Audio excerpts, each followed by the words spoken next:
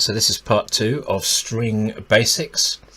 So what I've done is I've put together the purpose for both part 1 and part 2 videos. So we've covered off the first 4, and this video is dedicated to how to remove characters from a string, replacing characters in a string, and creating Python lists from strings. So guys, let's just crack on.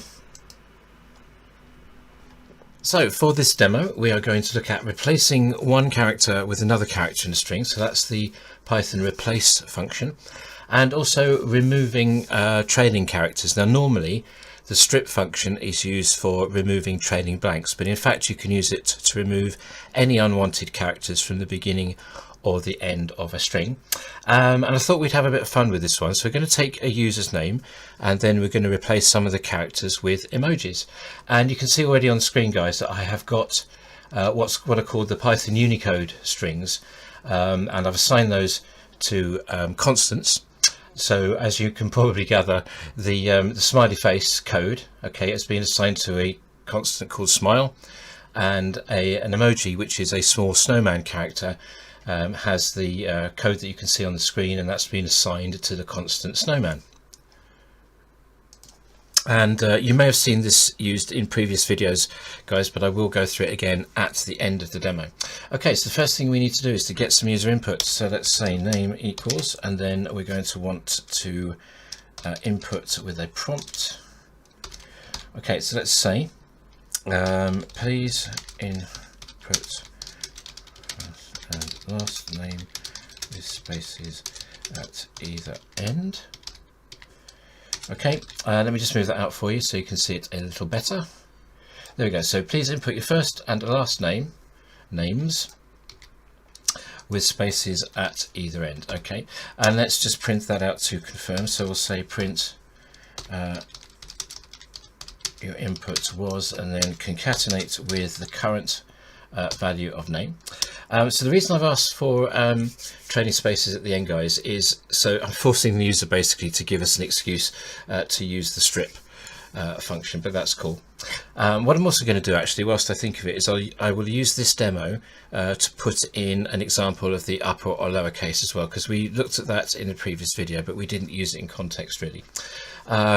So the next thing that we want to do then is we want to strip off those trailing spaces that the poor user has just been forced to put in. So what we'll do is we'll use a new variable name. So we'll say new name becomes existing value of name, but we want strip.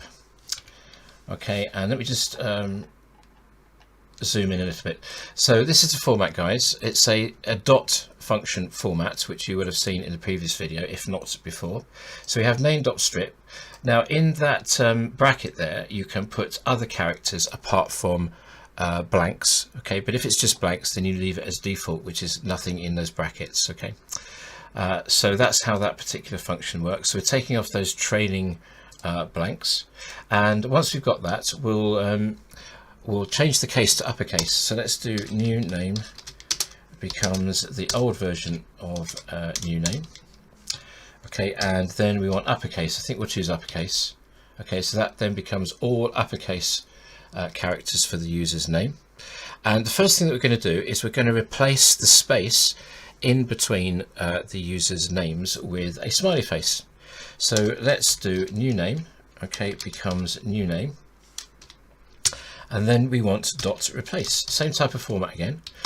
With replace, we want to replace the old character with a new character. So we specify the old character first, which is basically a space, comma, and then with our alternative character, which of course is going to be the value assigned to the constant smile.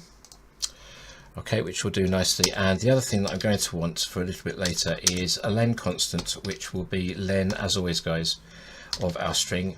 And the one that we're working with, of course, is new name.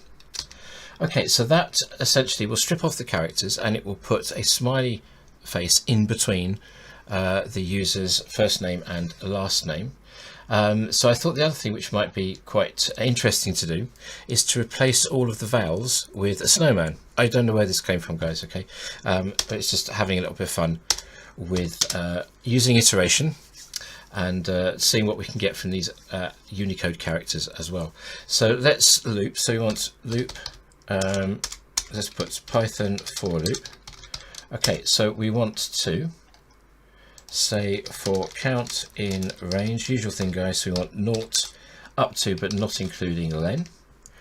Okay, then we want to assign to char, okay, the current character, okay, in this part of the iteration. So char becomes, and then we want the string, which is new name, okay, and at that position of count, okay. So that will be the character, and then we want a condition and selection in here because we want to query whether or not the character is a val. So we will say if char is in the set of, and we want to uppercase, don't we? Because we've changed the string, the user's name, to uppercase. So A, E, okay, and then we want I, O, and U.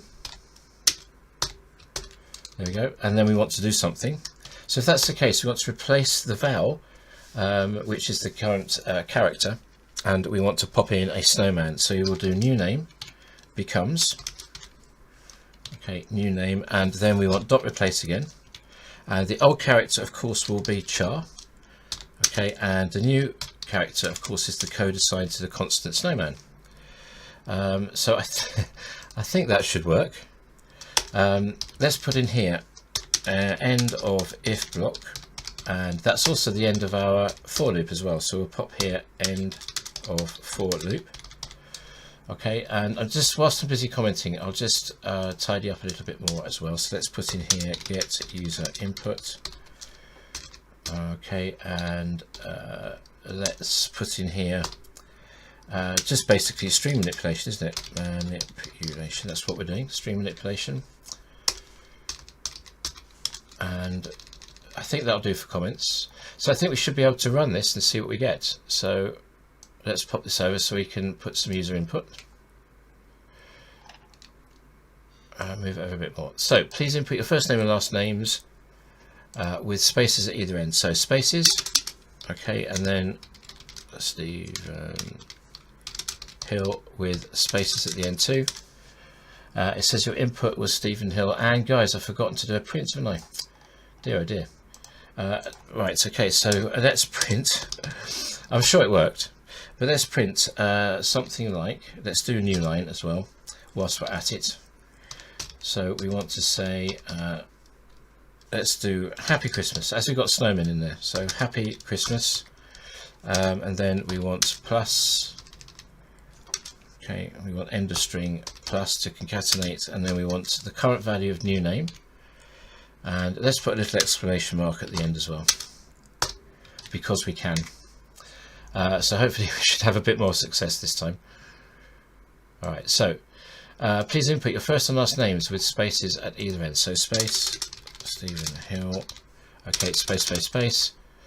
Oh, that's much better. So the original input, guys, you can see there, the original input had those spaces, okay, the trailing blanks at the beginning, and now those have been removed, and we've actually got, for no particular reason whatsoever apart from just to play around and have a bit of fun with this, we can see though that those trailing blanks at the beginning have been removed, and they've been removed here as well, otherwise the exclamation mark wouldn't have appeared right at the end as well.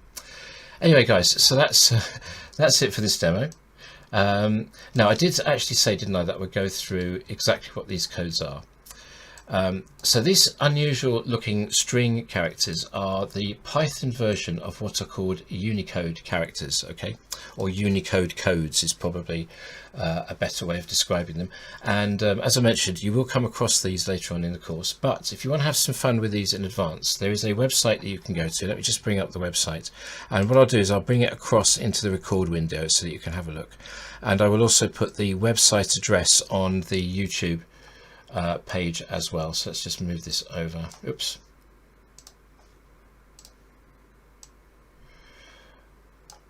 Okay, so essentially on this page then, so it's the FileForm.info page, and what you do is you search for the characters that you want. So if I wanted to search for emojis, okay, and then that'll bring up a search list, okay, or a results list from your search.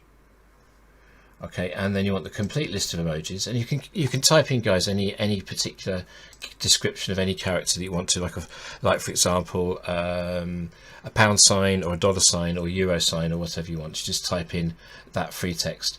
Now when you found the character that you want, okay, so let's imagine that we wanted relaxed, okay, or let's pick another one, partly sunny.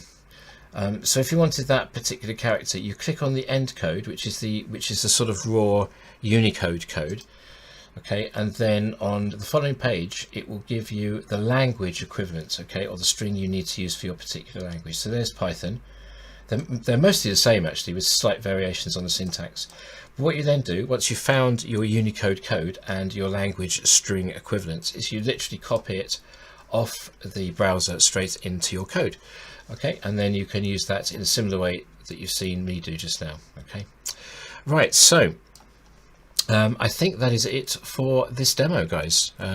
Let's move on to another demo.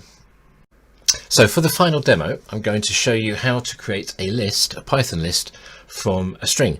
Now, if you've not done lists yet in the classroom or via the videos, this may not be too meaningful for you, but of course you're more than welcome to run through this demo. It doesn't really matter. If you've done lists before, then you may well have seen this anyway, in which case it'll be some revision for you. But I'm going to cover it off because it also gives me a chance to use the strip function as well as a very relevant function for strings called the split function. So the first thing that we're going to do is we're going to ask the user to input some food items for a shopping list separated by a comma. So let's create a suitable input and a prompt for that. So we'll call our variable name shopping. Okay, so shopping becomes, and then we want input, and our prompt will be please input a list of items, list of food items separated by commas. Okay, with our usual arrows in there as well. And let's print off the original input from the user as well, so that we can make a comparison. So let's pop in here print and then just shopping. Okay. So what I will do actually is I will pop in the shopping. I will pop in shopping.strip, because very often when people input lists separated or items separated by commas, they very often put in training blanks by accident anyway. So I think we can get some relevant use out of that. So I'll put in a comment that says let's do remove training blanks. Okay, remove training blanks. So we want to use then shopping, and then we want dot strip. Okay, and then we just want to leave that blank, okay, because we are targeting blank training characters. Then what we want to do is we want to do the actual split into separate items of a list, and you'll see what this looks like when we run the code, guys. Okay, so let's do split into a list of food items. So what we want to do is we want to say shopping, and shopping becomes, and then we want shopping dot, and then we want split. Okay, and then we want to put in the character that separates the items. So we ask the user to separate the items by commas. Equally, we could have asked the user to separate the items by spaces, but then of course not all shopping items are single words, like toilet roll, for example. So using the comma is probably a little bit more useful. And then we're done, so we'll say print out results. Okay, and all we need to do, guys, is simply print out. Sorry, we need to print out, let's put a comment in actually, your shopping list is, it's literally a list now actually, your shopping list is, okay, and then let's actually print that out. So we simply want to print out the new version of shopping, guys. Okay, so let's run that and see what we get. We need to put in some characters, so some items, sorry. So let's put in eggs, comma, All right, and then I'll accidentally put in that space that I was mentioning about, that trailing blank, bacon, comma, and let's put in bread, comma, and fruit. Okay, so there we've got our original input, guys. Okay, eggs, bacon, bread, and fruit. So that's the string including the commas. That was our original input. Okay, and what split has done is it's split the items by virtue of the comma character, and then it's taken the individual food items and it's created a list, okay, from those items. So I now have a Python list, and we can tell it's list, guys, because the output, when we do a simple print, the output includes an indication of the data structure at the end. Okay, so you can see here there is no data structure because it's just a straightforward string, but here, guys, we've got a Python list which is of the string data type, okay, because all of these items are strings, all of these individual items. Okay, guys, so let's just get rid of those boxes and let's just move this over to wrap up. So guys, that is video part 1 and part 2 completed. We've covered off the vast majority of useful string features. The thing which I want to do next with you is to do slicing of strings, which you may have seen in the video where I did something similar with lists. Okay, and the other thing that I want to do is to use some other useful string related functions where we can validate user input as well. So that will be the next couple of videos, and hopefully I will see you in one of those videos.